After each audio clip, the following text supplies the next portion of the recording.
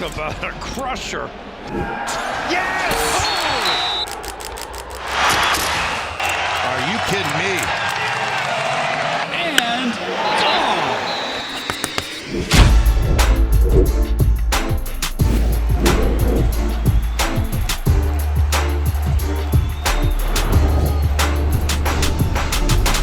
Welcome back to the Schoolyard Sports podcast. I'm the host of this podcast, Lane Frank. We're now on episode 184. It's 184 episodes through, and I got an action-packed episode planned for you. We're entering NFL Week 4, College Football Week 5, and MLB Playoff race comes all down to this weekend. From April till now, comes down to this weekend. Can't wait for it. Got a great episode 184 coming up right now. Stay tuned.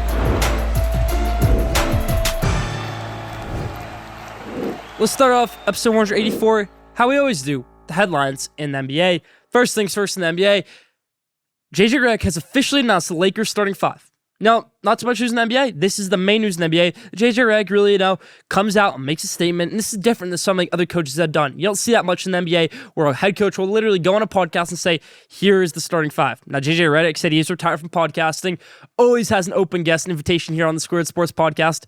JJ Redick, if you ever want to come on the show. But he did announce their starting five, and it will be D'Angelo Russell, despite what most Laker fans want, Austin Reeves, who, in my opinion, should probably come off the bench as a sixth man, Rui Hachimura, LeBron James, and Anthony Davis. It's a pretty good starting five, at least the 4 and 5 positions. I love Rui Hachimura's game. The guard positions, still some work for the Lakers. Really all about news in the NBA. In the NFL, we had a great week 3 and kicked off in Thursday Night Football with the New York Jets taking down New England Patriots. Really just an all-around great game from the New York Jets. Love to see that from a Robert Saleh defense and Aaron Rodgers offense. My New York Giants got a win over the Cleveland Browns, and I was so excited about that. Can't wait for this week's Thursday Night Football matchup against the Dallas Cowboys. Green Bay Packers, Malik Willis gets his revenge game against the worst team in the NFL, Tennessee Titans. I think they get a win this week, though, Tennessee Titans. But again, Malik Willis, comeback win against Tennessee Titans. Really just a comeback story from Malik Willis. Or 2 weeks ago, we're saying Malik Willis' career is done. He's written off. He should switch positions, switch workforces, switch leagues, switch whatever he needs to switch. Now he's won 2 games to NFL starting quarterback. So congratulations to Malik Willis, getting his career back on track a little bit. He's not going to be a starting quarterback for the Packers. He isn't. But for some other team, he definitely can be. Malik Willis, great stuff right there on Sunday against Tennessee Titans in the backup role for the Packers. Now, for the Indianapolis Colts, they had a nice win with the Chicago Bears. Anthony Richardson really closing in on some big wins. Some plays where it's like Anthony Richardson plays great, and then the next play it's like, what is he doing? We didn't see too much of that on Sunday. Great game by Anthony Richardson. The Colts beating down on the Chicago Bears. Minnesota Vikings are playing flawless football right now. That's the easiest way to put it. Playing flawless football. Sam Darnold is 3-0. Justin Jefferson is putting up so many touchdowns, and they're rolling, and Aaron Jones is playing great. Kevin O'Connell is one of the best coaches in the NFL, and Sam Darnold, 3-0, 3 wins over really good teams. Love to see it. Big game this week against the Green Bay Packers. Will be Jordan Love, or will be Malik Willis starting for Green Bay. We're just going to have to wait and see. You have to wait and see my pick on that in Schoolyard Sports NFL Game Day. Coming up next. Philadelphia Eagles bounced back after a tough Monday Night Football game. They took down New Orleans Saints, who at one point in time I thought was maybe the best team in the NFL. But no, they shut down their offense, played great on defense. Love to see that from the Eagles. Good game from the Eagles right there. Steelers moving on to 3-0, getting another win, this time over the Chargers. Jim Harbaugh and company get their first loss of the new era with Jim Harbaugh. Justin Herbert, a little bit banged up, but Justin Fields is playing good football as starting quarterback of the Steelers, and they're 3-0. Denver Broncos and Bo Nix finally get things going, and they get a nice win over the Tampa Bay Buccaneers. Love to see that from the rookie, Bo Nix. Really just a good week for all the rookie quarterbacks. Jane Daniels played well. Caleb Williams has first career touchdown. Bo Nix played well. We're still waiting on, Drake May. I think he made his debut this week on Thursday Night Football. A little short time. J.J. McCarthy out for the season. Michael Penix, will he ever play is the question in Atlanta. But good stuff right there from Bo Nix. Carolina Panthers, Andy Dalton was cooking on Sunday, getting them the win over the Las Vegas Raiders. So demoralizing for Bryce Young. So good for Andy Dalton. We love to see it. Panthers, good win over the Raiders. Seahawks and my Michigan guy, Mike McDonald, are playing great football right now. 3-0. They are contenders. I can't wait to do the contenders, pretenders segment later on this episode. But the Seahawks are contenders, and they're playing great football as of right now. Baltimore Ravens, defense lets up a little bit against the Cowboys, but 2 teams with new defense coordinators. Things are going to struggle a little bit. Ravens got done on Sunday, getting a 28-25 victory over the Dallas Cowboys. Rams get a comeback victory against San Francisco 49ers, and that's one for the 49ers you just can't let slip. Back-to-back losses for the Niners, really tough stuff right there. You're sitting at 1-2 when you're a very good team that made the Super Bowl last year, that started out last year undefeated through the first 5 games. I don't love to see that right there at San Francisco. Really rough game against LA on Sunday. Detroit Lions, they got a nice victory on Sunday over the Arizona Cardinals. taking care of business in Arizona. I said they need to run the ball more. They ran the ball more. David Montgomery, pieces weren't working. Good game right there from Detroit. Big Monday Night Football game against Seattle this week. Kansas City Chiefs, say we want, but controversial or not controversial, they got the job done on Sunday Night Football, being down on the Atlanta Falcons. Now, 2 Monday Night Football games we had. The Commanders taking down the Cincinnati Bengals in a really great offensive game. Jaden Daniels played great football, 80% completion percentage the first 3 games of his career. Some of the best we've ever seen out of a rookie quarterback. He's balling out. Joe Burrow, I think he had the offensive game he wanted. Defense didn't show up, but still, momentum to build off of for the Cincinnati Bengals. Send that 0-3, though, for the second straight season. We don't love to see that. Buffalo Bills 3-0. Great win over Jacksonville Jaguars, the team that beat them last year up in London. They shut down Travis Etienne. They shut down Trevor Lawrence. Good all-around game from this Buffalo team. Now, smooth things over to the MLB to close our headlines. Shohei Ohtani has hit the 50-50 mark in the MLB, the first player to ever do it. 50 home runs, 50 stolen bases. Aaron Judge has his 56th home run of the season. Absolutely on a roll. Yankees very close, closing out the division title right there.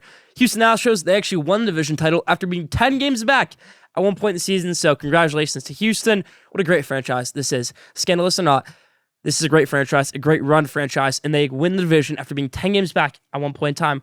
And the White Sox might just break the record for the most losses of all time. Not actually, but it looks like that. They're at about 125 losses right now. It's disgusting to look at if you're looking at the leaderboard in the MLB. Just disgusting to look at. And that's probably for the headlines this week. Leave your thoughts in the comments.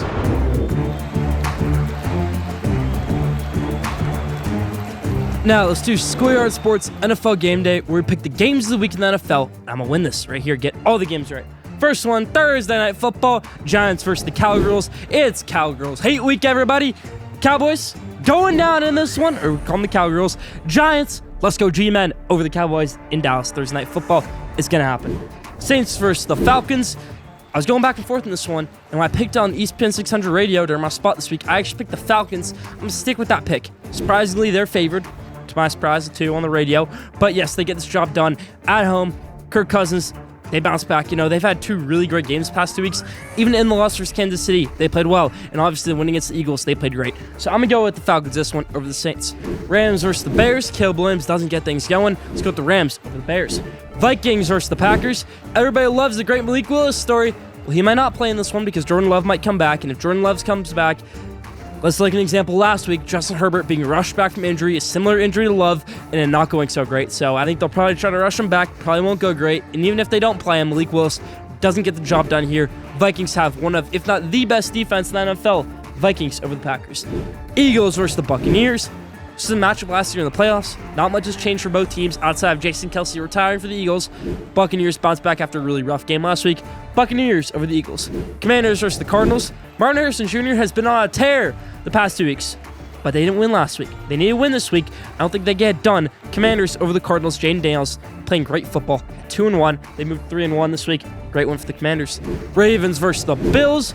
Now, Ravens, like I said in the headlines, new defense coordinator, Zachary Orr. They still haven't gotten things working out. They're still not figuring out the Derrick Henry workload yet. They let up really late last week, and they do that a lot, where they let up and then teams come back. I expect that again this week. I like Buffalo, one of the best teams in the NFL, over the Ravens. Chiefs versus the Chargers. No Derwin James this one for the Chargers. This is the Jim Harbaugh welcome back to the NFL moment. He gets spanked in this one by the Chiefs on the road, even though it'll probably be a home game for the Chiefs. SoFi Stadium. Really no fans to the Chargers. Everybody will be wearing red like how it was last week. A sea of red for the 49ers. Expect that again for the Chiefs this week. Let's go with the Chiefs over the Chargers. And one last game, Monday Night Football. Seahawks versus the Lions. I'm going to go with the Seahawks in this one. And here's my reasoning. They have great defense. This was a similar matchup last year, early on in the season in Detroit. Seattle got the job done. I expect that again this year. I'm going to go with Seattle over Detroit on Monday Night Football. That's about for Schoolyard Sports NFL Game Day. Leave your thoughts in the comments.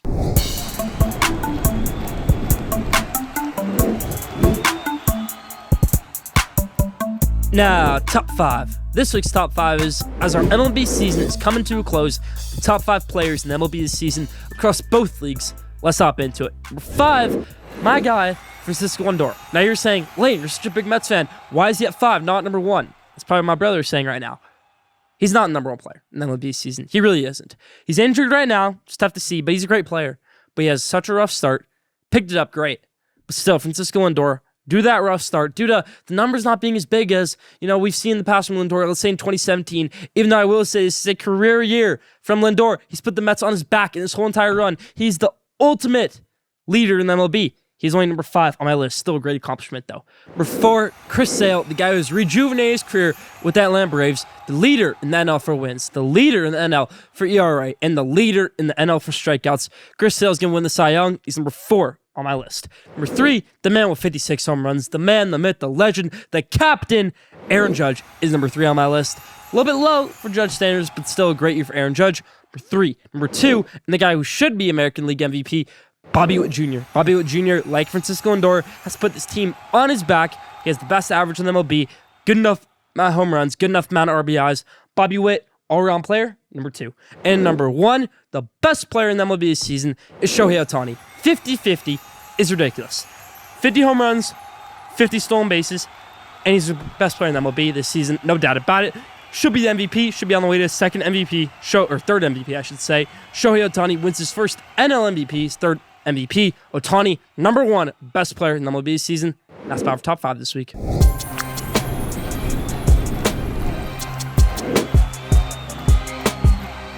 Now, did you know, this week's Did You Know is, did you know Babe Ruth had one of the craziest rituals of all time by putting a cabbage leaf under his hat every single game of his career and changing it every 2 innings? Didn't know that? Leave that in the comments.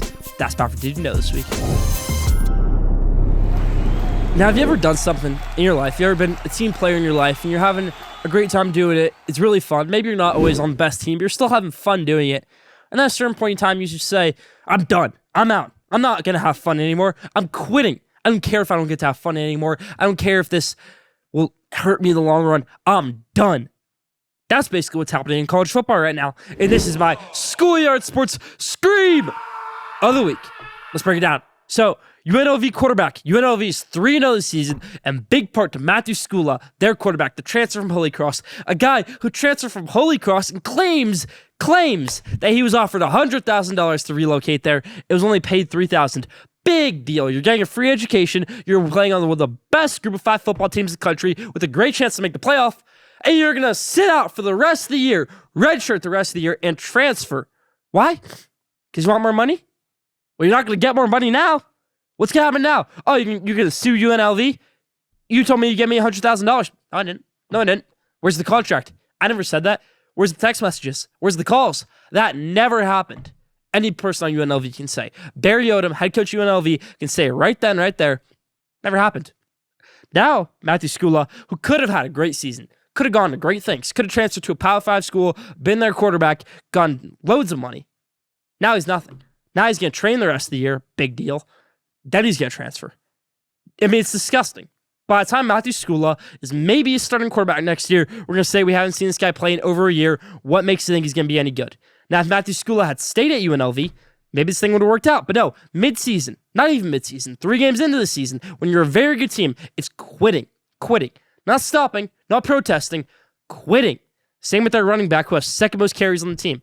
Now, the big deal, I don't care about a weird group of 5 quarterback named Matthew Skula who maybe could have led his team to the playoff. The best, at least one of the best, defense tackles in the country, Bear Alexander, is now doing the same thing at USC. What I don't understand for Bear Alexander is, you could easily make it to the NFL if you just stayed in college football, or stayed at least this season in college football. But no, he wants to redshirt, he wants to transfer, he wants to get his NIL money. What, Georgia didn't pay you enough your freshman year? You want to leave them? What, USC wasn't paying you enough now? What? They told you in the spring, you stay, we'll give you this money, and now you lost to Michigan because Khalil Mullings ran all over you. You're done? What a joke. What a joke of a decision this is by both players, all 3 players. College football makes me upset now. NIL has ruined the sport. Not is ruining, has ruined. Ridiculous. That's about my Schoolyard Sports Scream this week on Matthew Skula and Bear Alexander in the state of college football.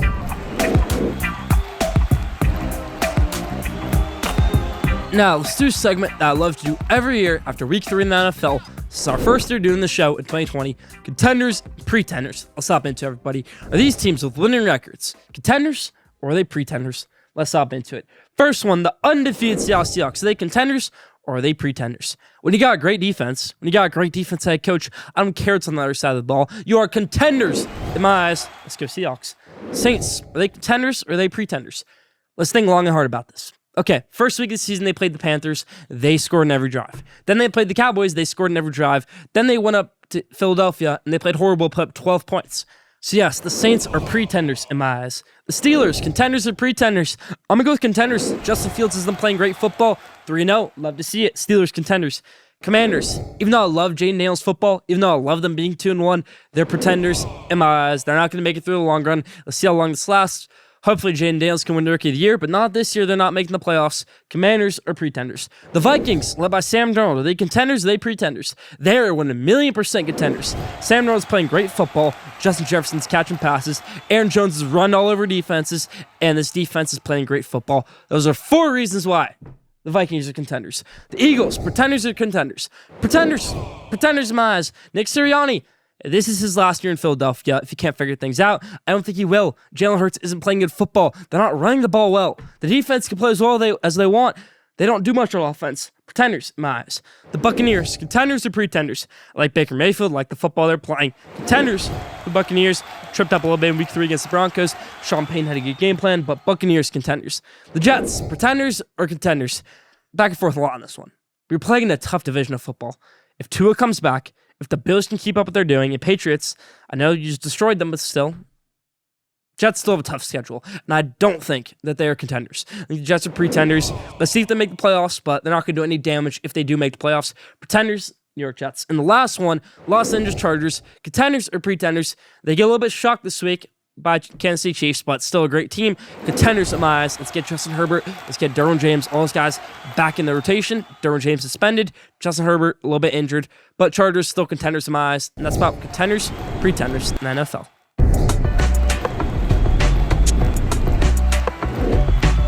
Now, what a great week of college football we had last week. Now we're entering week 5. Here's my top 25 teams in college football entering week 5. Number 1, Texas Longhorns. Number 2, Tennessee Volunteers. 3, Ole Miss, Go Rebels. 4, Georgia Bulldogs. 5, Ohio State. 6, Alabama. 7, Michigan, Go Blue. 8, Missouri. 9, Miami. 10, Oregon. 11, Penn State. 12, Utah. 13, USC, big fall for them. 14, LSU. 15, Clemson, just moving up every week. 16, Notre Dame. 17, Boston College, good win against Michigan State. 18, Oklahoma, tough loss against Tennessee. 19, BYU. 20, Illinois, big game against Penn State. 21, Texas A&M. 22, Nebraska, disgusting loss against Illinois the other night. 23, Boise State. 24, Louisville. And 25, Iowa State. That's my top 25. Stay tuned for my hot takes coming up next.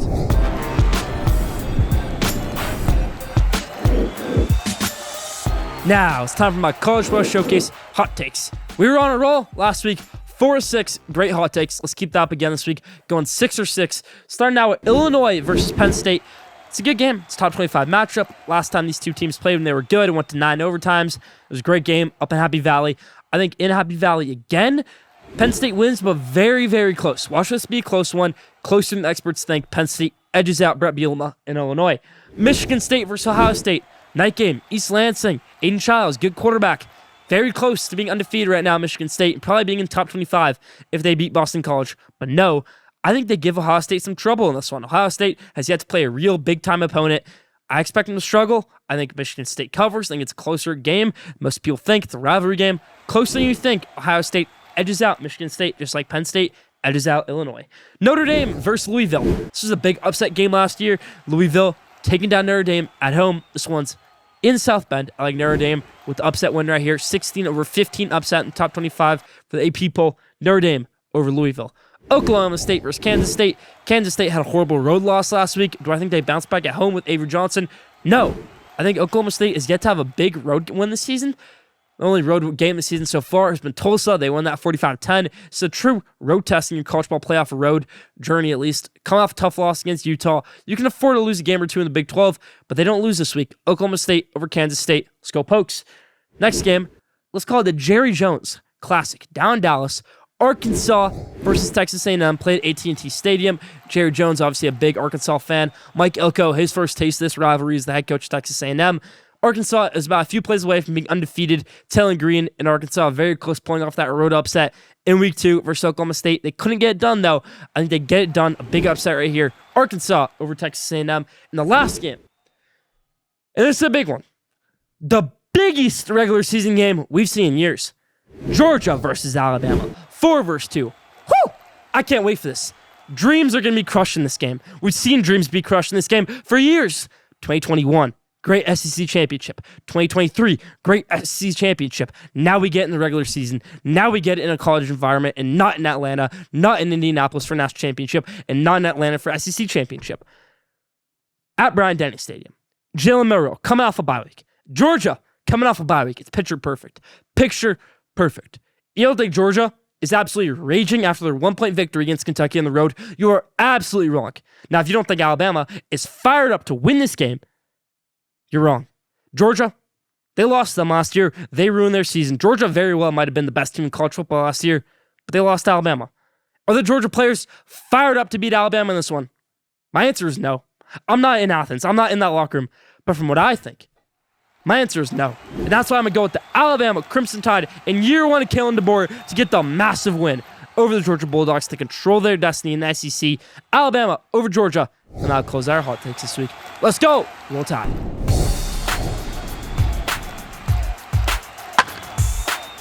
Now, let's go with the round bases to close out this great episode 184. And in the round bases, let's break down this incredible playoff race we have going on right now. The Mets, 0.5 games above the Atlanta Braves. And the Atlanta Braves series against the Mets going on right now, giving me flashbacks to the 2022 season when the Mets blew division lead to the Braves.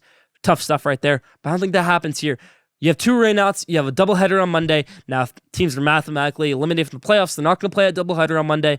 Atlanta is absolutely a joke for not rescheduling this game to make it a neutral site. When MLB gave them the option to, Atlanta said no. Ridiculous in my opinion. But let's go with the Mets to win this playoff series, win this series to make it to the playoffs. Let's go Mets. Luis Angel Acuna has been a baller for the Mets so far in his first 2 weeks in MLB. The better Acuna brother.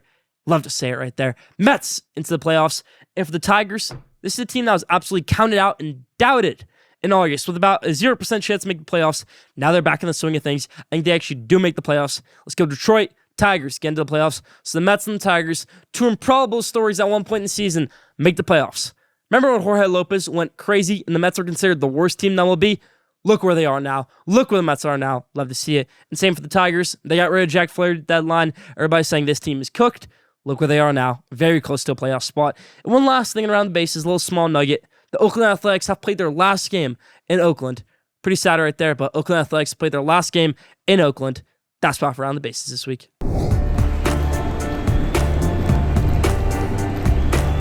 Now, the best for last question day. This week's question is, will the new and rebuilt Pac-12 be considered a Power 5 conference, or will we stick with the Power 4 that we have right now? Leave your answers in the comments. That's about for question day this week. That's Bar for Schoolyard Sports and Lane Frank, episode 184. Thank you for tuning in. Follow Schoolyard Sports on Instagram at Schoolyard Sports. Follow Schoolyard Sports on X at Schoolyard Sport. Don't forget to subscribe, rate, and review for the best sports content in the world. We'll be back here next week, episode 185. Stay tuned.